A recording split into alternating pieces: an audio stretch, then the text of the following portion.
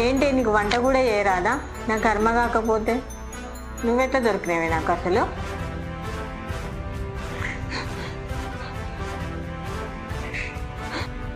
అమ్మ, నేను మా ఇంట్లో చాలా గారాబం పెరిగాను అత్తమ్మ.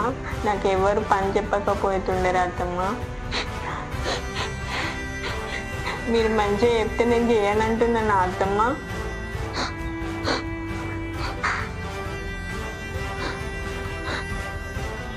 మంచిగా చెప్పొచ్చు కదా అత్తమ్మ. మీరు నేర్పిస్తే నేను నేర్చుకుంటా కదా అత్తమ్మ. ఒక తల్లికి బిడ్డలాగా చెప్తే నేను చేయనా అత్తమ్మ? సారీ సవి, ఇన్ని రోజులు అత్తలాగా పెద్దనం చేసి నీతో మాట్లాడాను.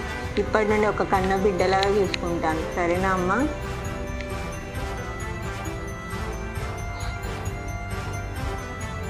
ప్రతి ఇంట్లో ఒక అత్తలాగా కాకుండా అమ్మలాగా అర్థం చేసుకుంటే ఆ కోడలు చాలా అదృష్టవంతురాలు.